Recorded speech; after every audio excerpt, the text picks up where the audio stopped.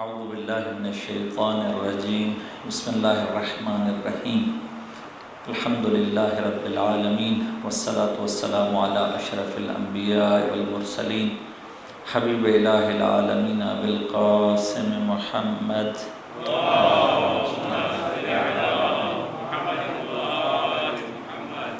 وآلہ الأطیبین الأطہرین سیما بقیت اللہ فی الارضین روحی وارواحنا العالمین لتراب مقدمہ الفدا اللہم کل ولیک الحجت ابن الحسن صلواتک علیہ وعلا آبائہ فی هذه الساعة وفی کل ساعة ولیا وحافظا وقائدا وناصرا ودلیلا وعینا حتى تسكنه أرضك طوعا وتمتعه فيها طويلا وهب لنا رأفته ورحمته ودعاءه وخيره ما ننال به سعة من رحمتك وفوزا عندك أما بعد فقد قال الله تبارك وتعالى في كلامه المجيد بسم الله الرحمن الرحيم وليمحص الله الذين آمنوا ويمحق الكافرين درود بھیجے محمد وآل محمد کی ذات اقدسہ پر اللہم صلی علی محمد وعجل فرجہم۔ پہلے برادر نے نعرے لگوائے ہیں لیکن وہ جوش اور جذبے سے جواب دینا چاہیے تھا، آپ لوگ ڈھیلے ہو گئے کیونکہ وہ ماسک اتار کے نعرے کا جواب دے کے دوبارہ ماسک لگا لیجئے۔ نعرہ تکبیر ماشاءاللہ، نعرہ رسالت، نعرہ حیدری، نعرہ حیدری، حسینیت، حسینیت، یزیدیت، یزیدیت، بر محمد و آل محمد صلوات۔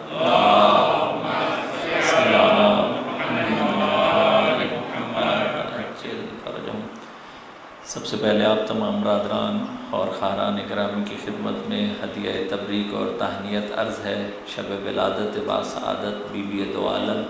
سیدہ کونین حضرت فاطمہ زہرا سلام اللہ علیہا کی مناسبت سے۔ اللہم صل علی محمد و آل محمد عجل فرجہم۔ اور خداوند تبارک و تعالیٰ سے دعا گو ہیں کہ خداوند تبارک و تعالیٰ ان کی ذات کے صدقے میں، ان کے انوار کے صدقے میں ہم سب کے دلوں کو ان کے نور سے منور فرمائے اور دنیا اور آخرت میں ہم ان کی توفیقات سمیٹ سکیں اور آخرت میں انہی کے وسیلے سے ہم سب لوگ نجات پائیں۔ ایک دفعہ پھر جشن کی قبولیت کے لیے درود پڑھیے گا ان کی ذات اقدس پر۔ اللہم صلی علی محمد و آل محمد عجل فرجہم۔ اس کے ساتھ ساتھ آپ کو معلوم ہے کہ ہم لوگ کو وہ ام الائمہ ہیں، سب آئمہ کی ماں ہیں، اور ہم لوگ کو بھی جو کل کا دن ہے وہ مدرز ڈے کے طور پر مناتے ہیں، اپنی ماؤں کو بھی خراج تحسین پیش کرتے ہیں، اپنی ماؤں کو ہم سب یاد رکھتے ہیں، اور در حقیقت وہ جو ام الائمہ ہیں انہی کی تاسی اور انہی کے اسوے کے مطابق ان کی جو ولادت باسعادت کا دن ہے اس میں ہم اپنی ماؤں کو بھی یاد کر کے اپنی ماؤں کا شکریہ ادا کرتے ہیں کہ ہماری ماؤں نے کتنی زحمت کے ساتھ ہم تک پیغام حضرت فاطمہ سلام اللہ علیہا پہنچایا، اور ہم نسلاً بعد نسلاً انہی کی ذات اقدس کو نمونہ بنائے ہوئے ہیں، اور انشاءاللہ دنیا اور آخرت میں اسی کے وسیلے سے نجات پائیں گے۔ اسی لیے ہم ابتدا سے ہی تمام ماؤں کا جو قید حیات میں ہیں اللہ تبارک و تعالیٰ سے دعا کرتے ہیں کہ بی بی دو عالم کے صدقے میں ہم سب کی مائیں جو زندہ ہیں قید حیات میں ان کو سلامتی عطا فرمائے، اور جو مائیں اس دنیا سے گزر گئی ہیں انہیں بی بی کے صدقے میں ہی انہی کی شفاعت نصیب ہو۔ ایک دفعہ پھر اپنی توفیقات میں اضافے کے لیے درود پڑھیے گا بی بی کی ذات اقدس پر۔ اللہم صل علی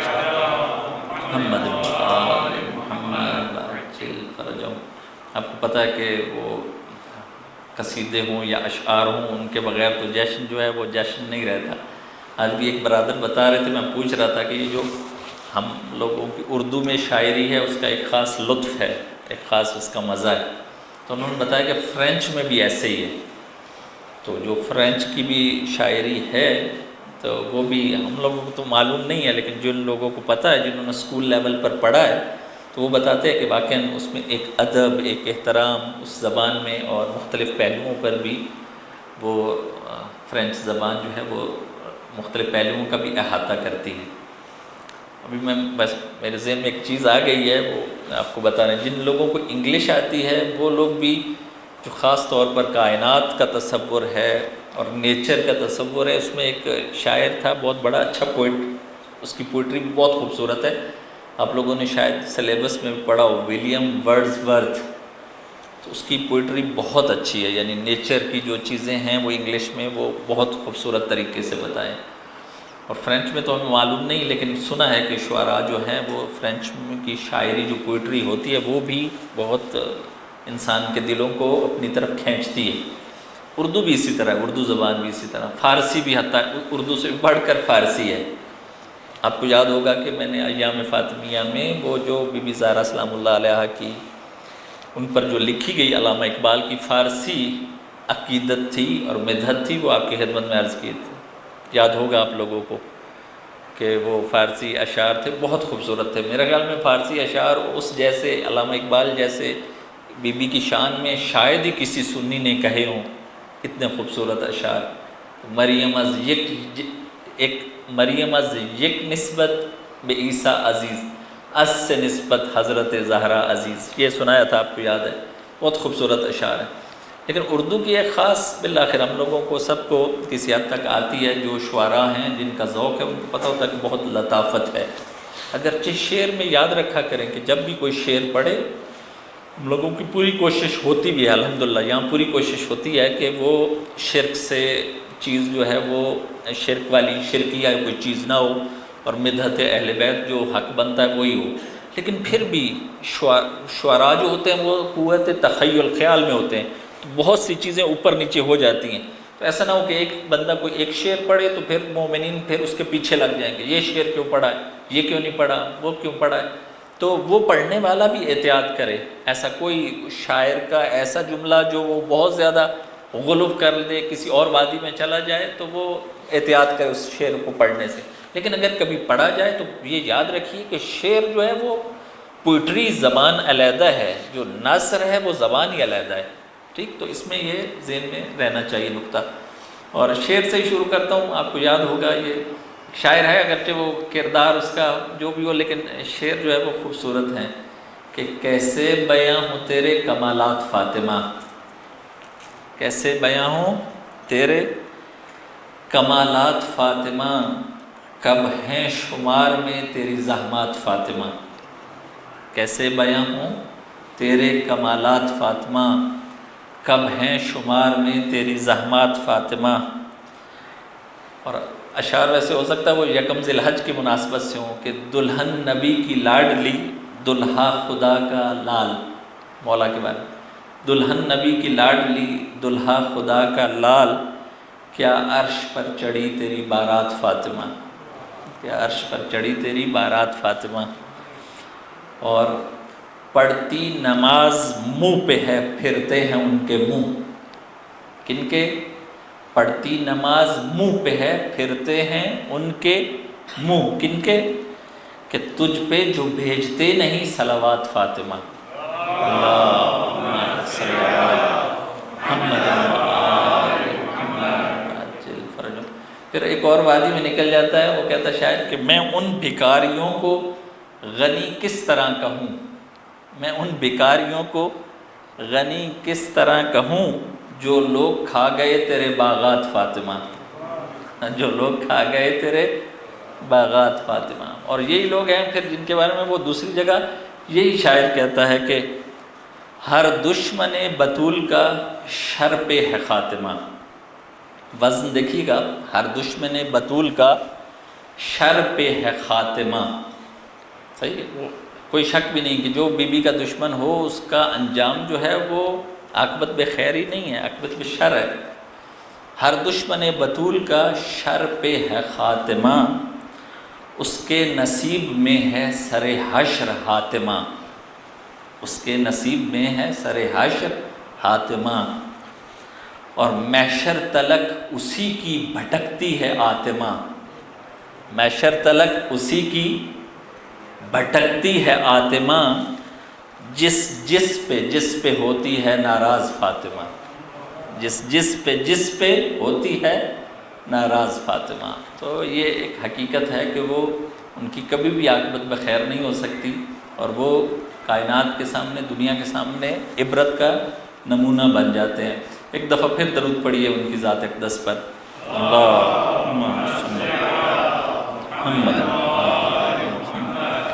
فرج ہو۔ جو ویسے تو آپ کو معلوم ہے کہ بی بی کے فضائل اتنے زیادہ ہیں، اور آپ لوگ الحمدللہ سالہ سال سے بی بی کے فضائل سنتے آ رہے ہیں، لیکن آج ایک فضائل کی دوسری جہت آپ کی خدمت میں عرض کرنی ہے۔ وہ یہ ہے کہ ہم سب کا عقیدہ ہے اور ایک اصطلاح بھی ہے کہ اہل البیت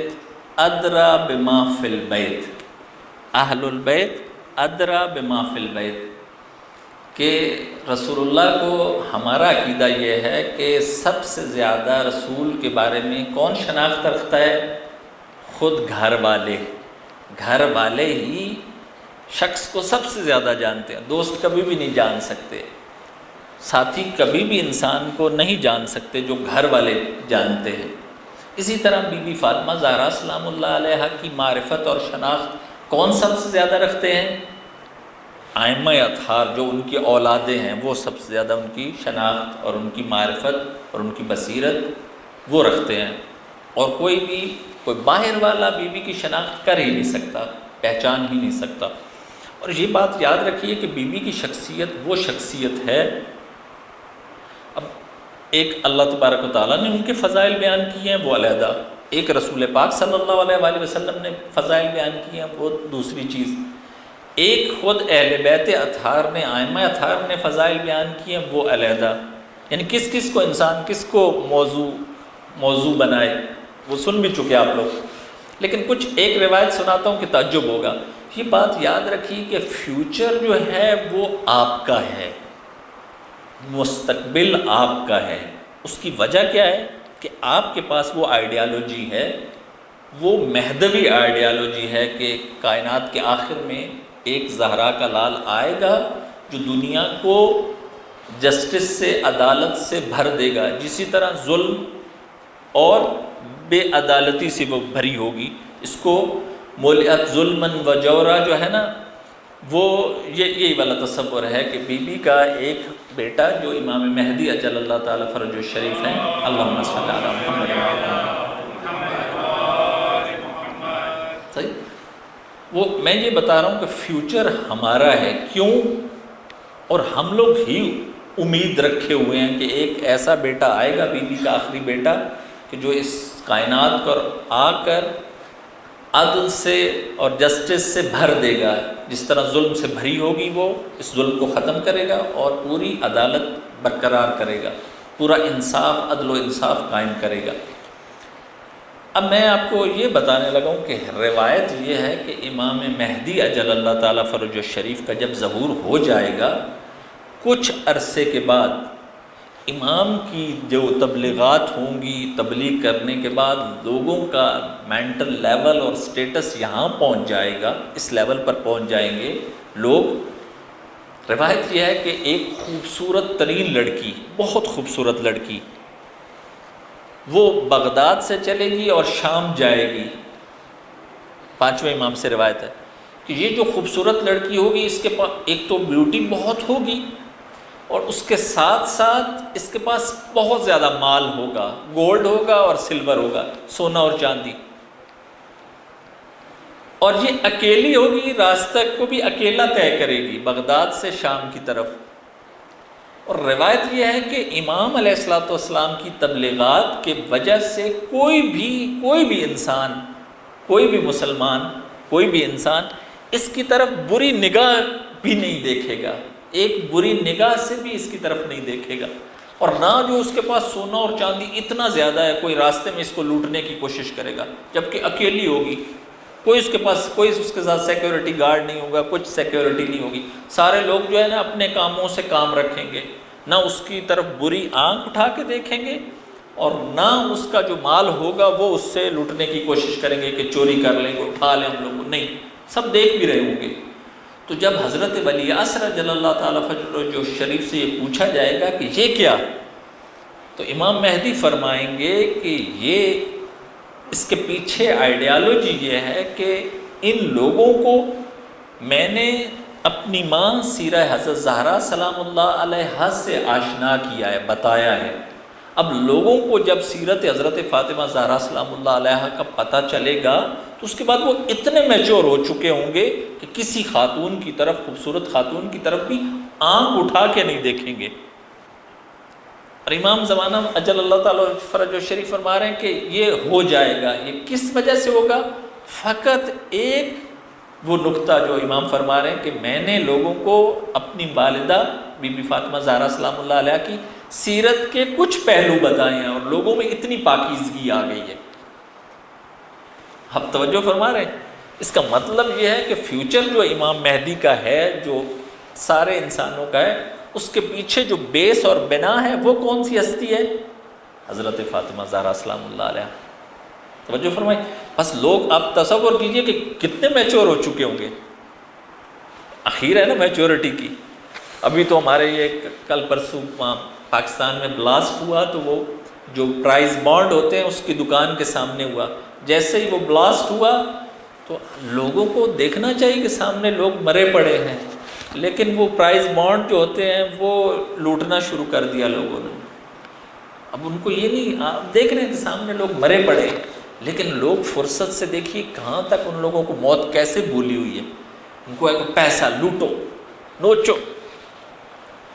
تصور کیجئے کہ انسان یعنی اتنا بے رحم ہو جائے کہ اپنے سامنے دیکھ رہا ہے لاش بھی، بچوں کی لاش اگر ہو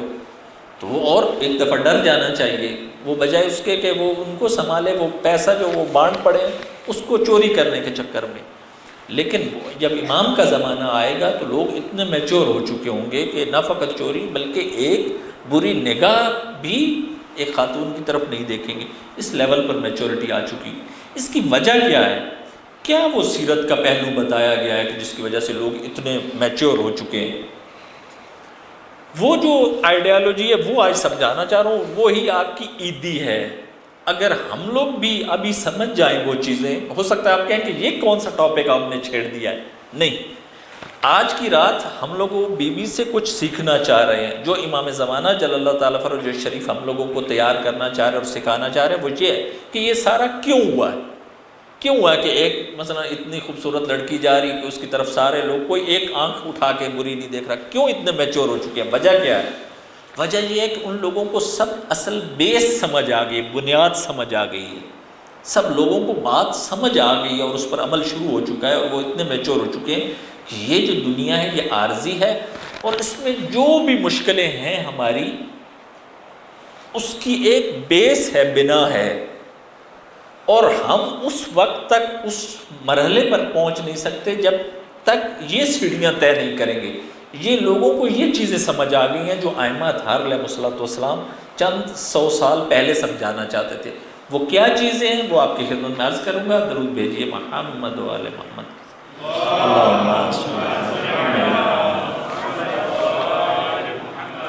اب واقعاً جو یہ چیز سمجھ گیا نا، اس کو واقعاً زندگی میں مزہ آئے گا، لذت آئے گی۔ ایک ہمارے پاس کتاب ہے، کتاب التمہیز، شیعوں میں ایک کتاب ہے کتاب التمہیز۔ تمہیز کا کیا مطلب ہے؟ جو آیت پڑھی وَلِيُمَحِّصَ اللَّهُ الَّذِينَ آمَنُوا وَيَمْحَقَ الْكَافِرِينَ، سورہ آل عمران کی آیت نمبر 141، کہ اللہ تبارک و تعالیٰ کہہ رہا ہے کہ میں یہ چاہتا ہوں کہ مومن جو ہیں ان کو چھانٹا جائے، ان کی پیوریفیکیشن کی جائے، وہ پیوریفائی ہوں۔ جب تک وہ پیوریفائی نہیں ہوں گے، ان کی کانٹ چھانٹ نہیں ہوگی، تو وہ اس لیول تک نہیں پہنچ سکیں گے جس تک ہمیں بی بی پہنچانا چاہ رہی ہیں۔ بس تمہیز اس مرحلے کو کہتے ہیں۔ آپ لوگوں نے دیکھا ہوگا کہ جو گولڈ کا کام کرتے ہیں ان کو پتہ ہے کہ جب گولڈ کا کام کر رہے ہوں، گولڈ کو پیوریفائی کرتے ہیں،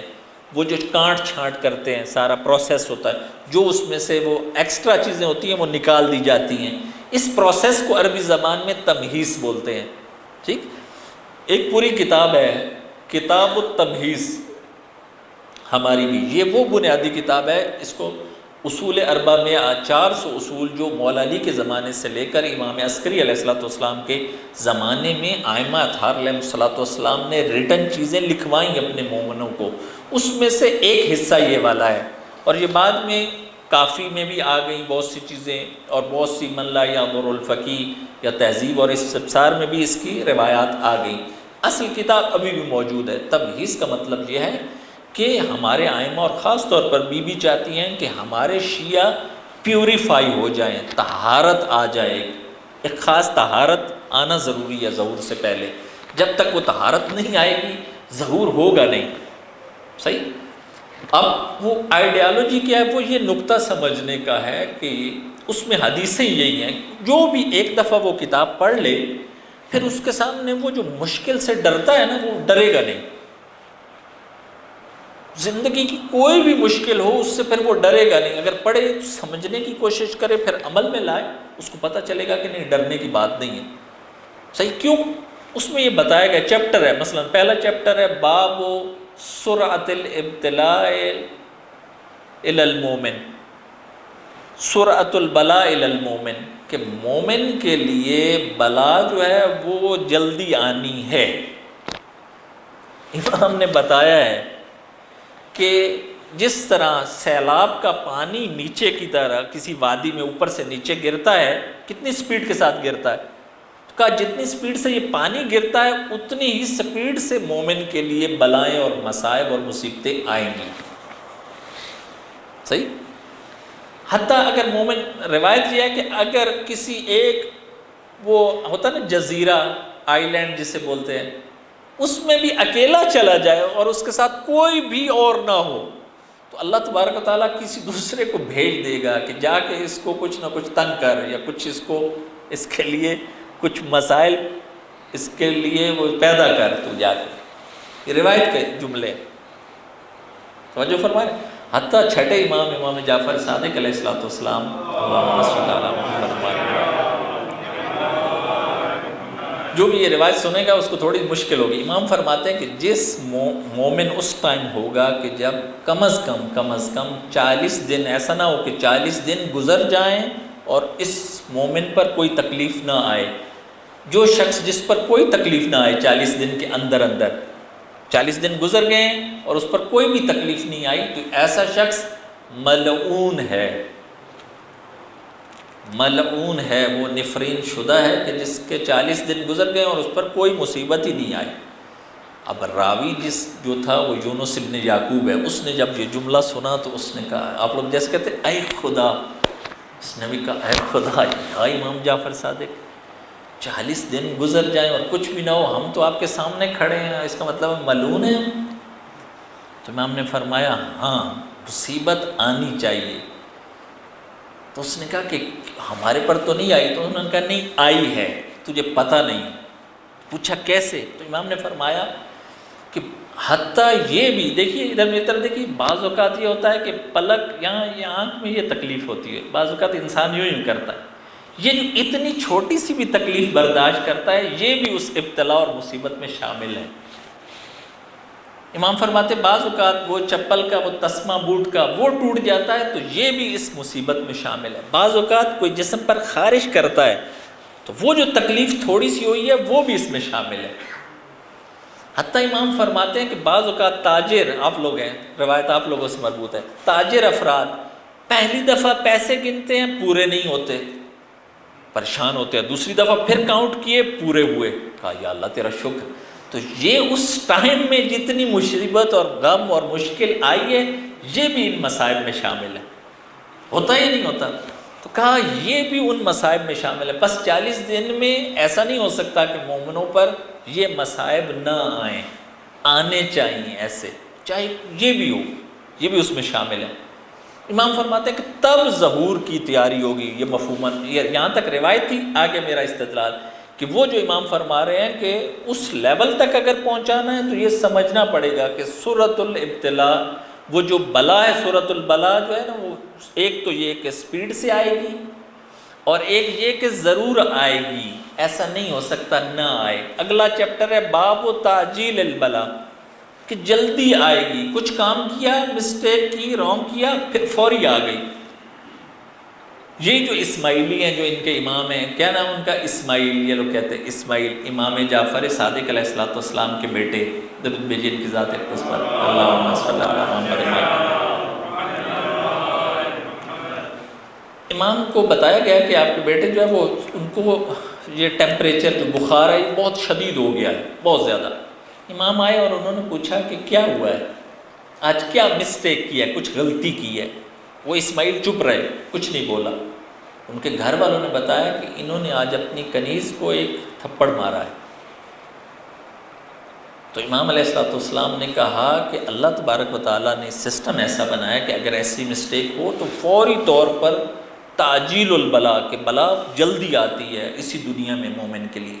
یہ جو تمہارے پر آئی ہے اس کی وجہ یہی ہے کہ تم نے اس کو تھپڑ مارا ہے، اور اس کو بلاؤ اور اس سے ایکسکیوز کرو۔ بلایا، ایکسکیوز کیا، ہدیہ دیا، امام اوپر کھڑے ہو کر ہدیہ دلوایا، اور اس کے بعد کہا کہ دیکھنا اب جلدی ہی تم شفا یاب ہو جاؤ گے، اور وہ جلدی ہی شفا یاب ہو گیا حضرت اسماعیل جو ان کی اولاد۔ تو بس یہ ساری بلائیں کیوں ہیں انسان کے لیے؟ بلائیں اس لیے ہیں کہ ہم لوگ وہ تمہیز، ہم لوگ، اللہ بھی جو قرآن میں کہہ رہا ہے کہ وَلِيُمَحِّصَ اللَّهُ الَّذِينَ آمَنُوا، کہ میں چاہتا ہوں کہ مومن پیوریفائی ہو،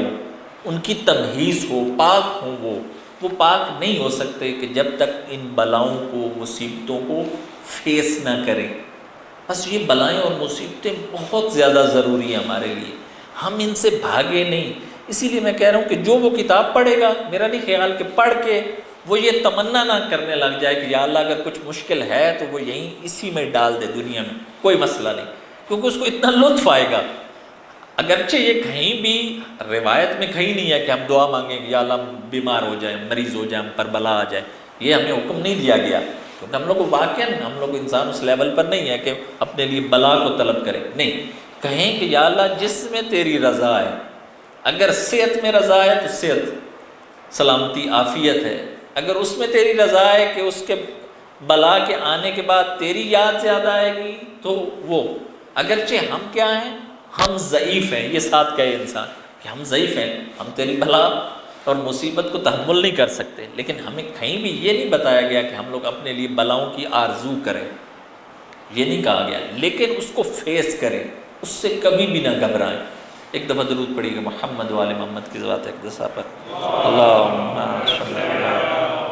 محمد وآل محمد وعجل فرجہ۔ بس ایک روایت سناتا ہوں، یعنی یہ جو روایت سنے گا نا یقین کیجئے اس کے بھی شاید فضائل کی وہ نہ ہو، بڑی فضیلت ہے اس روایت میں، اس سے بڑھ کر فضائل بی بی کا کوئی نہیں ہے۔ انڈائریکٹلی